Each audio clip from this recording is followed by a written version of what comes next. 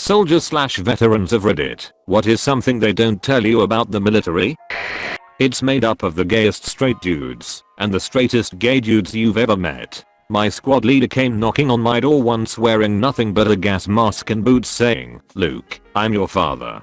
Totally nude and totally straight. That's not even gay. That's just a Tuesday. I went to high school in a heavily Navy town and we seriously had gay Tuesdays. Thank you for bringing that memory back. Good times. Wait. What? A great tradition on that day was a jumping 69. Two of the JROTC guys would face each other about 15 feet apart. One guy would run up and simultaneously jump and flip around, while the other guy grabbed him mid-air and helped turn him around. Thus their mouths and nether regions were both joined. I have this on video somewhere. I'm not joking. If you want to get a feel for what the military is like, do the following. Get very drunk until about 1 AM. Go to sleep. Wake up at 0530. If you did it right, you should still be slightly drunk. Put on shoes, shorts, and a t-shirt and go outside. Set a cell phone alarm for 25 minutes from now. Stand still with your arms behind your back until the alarm goes off. After that, go for a 5-mile run. Take a shower and get dressed in 10 minutes. Go outside and look at your front door for half an hour. Take everything you can out of your house. Put all of your stuff back in your house. Go outside and look at your front door for 10 minutes. Eat breakfast. You have had a good army morning. Oh, you forgot to shave. I can see that. Now that the sun is up. Guess who you get to hang out with this weekend? Me. We are good to go for a long run because you forgot to shave and because I don't know how to be with my family. This is the most accurate comparison I have ever read. Hell, I only did ROTC and this sounds pretty damn familiar. AFROTC field training though. I've had friends who did that, but I never commissioned, so I don't know much about it. For real. Base commander wants a formation at 7:30 for a run and informs all battalion commanders.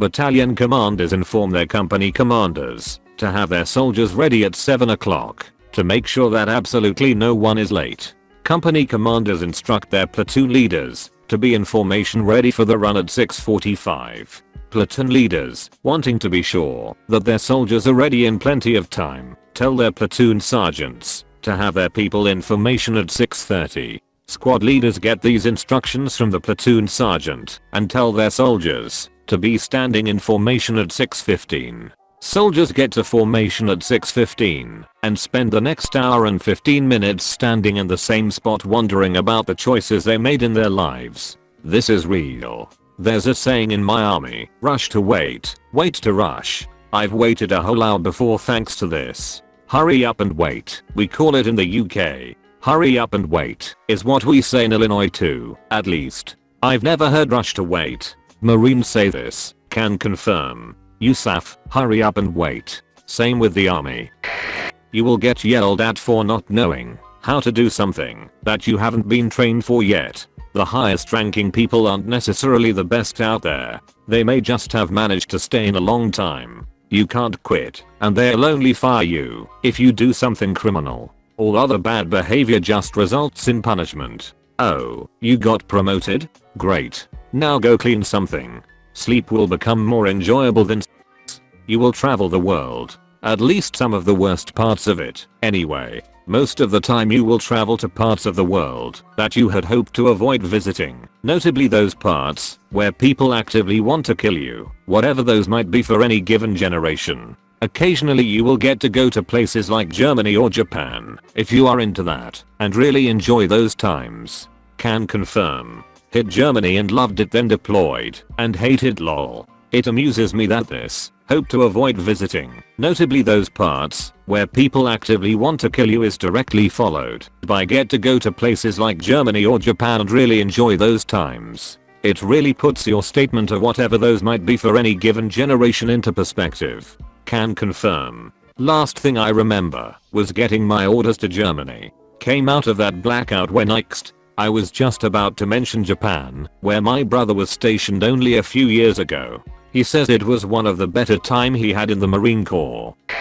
If you're infantry, you'll go on month-long training exercises in the woods, eating only MREs. You'll get back on a Friday and go out with your buddies, where you all will proceed to clog the toilets of the bar with all of your nasty MRE bricks after a week in the field. I took an MRE shit leaning up against a tree. It stuck against the tree, a foot from the ground. It was there when we left the field 2 weeks later. It might still be there. Lower standards for romance with women. Way lower you'll cuddle with another man in a sleeping bag, and it won't be gay. I promise you'll do a lot of stupid shit, but also some really fun shit. Speaking as an infantryman, we got to shoot a lot of guns and blow stuff up. There will be nasty women with 4 or 5 kids that live near the base who will throw themselves at you because they want to marry you and get free healthcare and housing.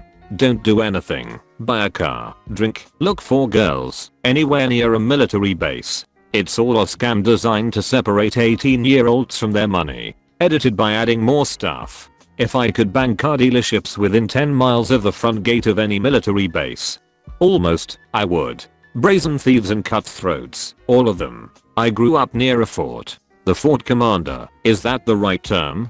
Dad was military, I wasn't. Straight up banned the entire fort from purchasing cars from a local dealer as the dealer was notorious for ripping off young kids with insane fees and crushing interest rates. The place went out business real quick. Warms my heart. Just wish that had happened more often.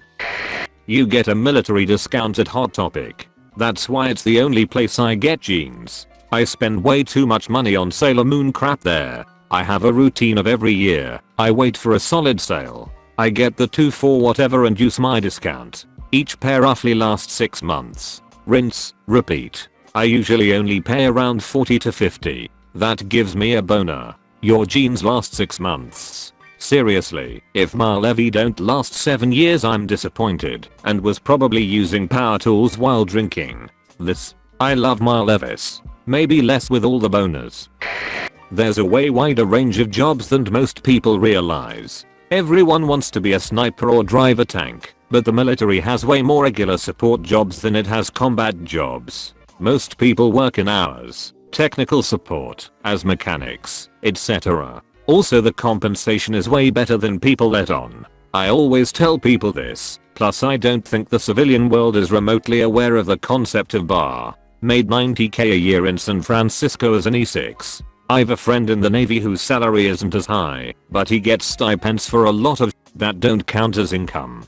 Basically he doesn't pay rent. So it works out that he makes way more than he claims to. Yeah, it was $90k allotted, but $42k taxed. Ridiculous. Just to clarify, $42k was taxable income reported to the eyes. I was taxed about $1,400 when I was an E4 in San Diego. The barracks were full. So they put me in a hotel, which meant I got $50 a day per diem to pay for food. I still ate on base for free. The hotel I was at had a free happy hour, so I saved another $50 a night on alcohol. Plus I didn't have to field day, which meant more time for drinking. Don't admit to any drug use to a recruiter.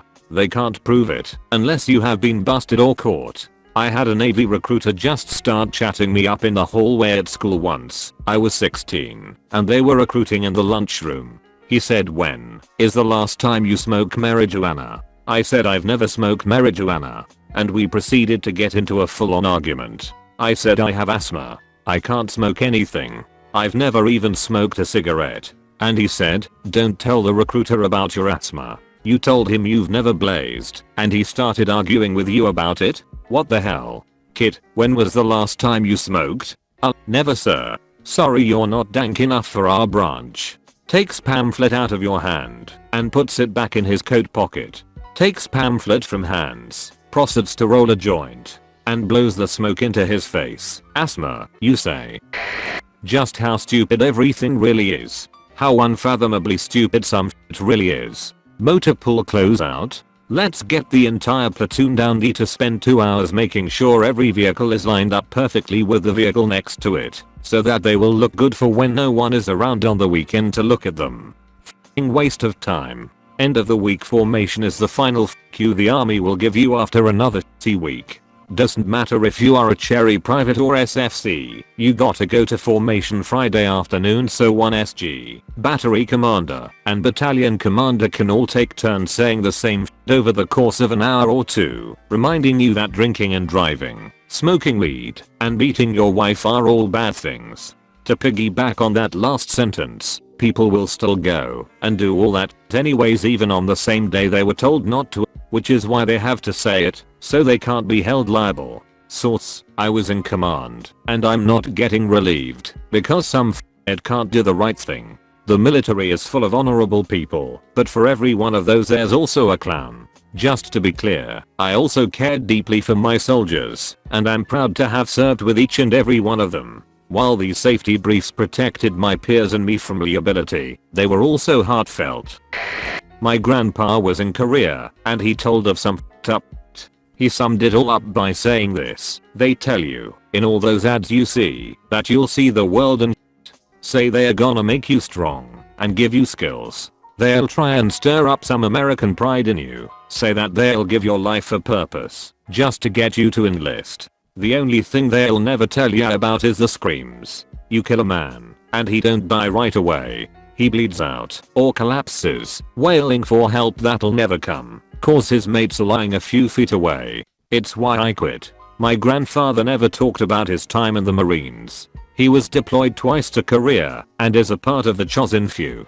He'll tell a little funny story here and there about pot shots, to make people dance and shit, or Tabasco, but he never really ever said what he did. Then again, he was demolition, couldn't talk about it. Same with mine. He served 2 tours in Vietnam at the height of the war, and his MOs was radio/communications related. I remember he's really only talked about what he actually saw maybe once or twice in the 20 years I've been alive. He is really proud of his Purple Heart though. I only found out my dad, also a Vietnam vet, has a Purple Heart because I stumbled across a box in the attic with all his military medals and pins in it. He never talked about it much. I didn't know my grandfather was offered the position of Brigadier General until I heard about it at his funeral. All he ever spoke of the war was that he hated curry and tigers.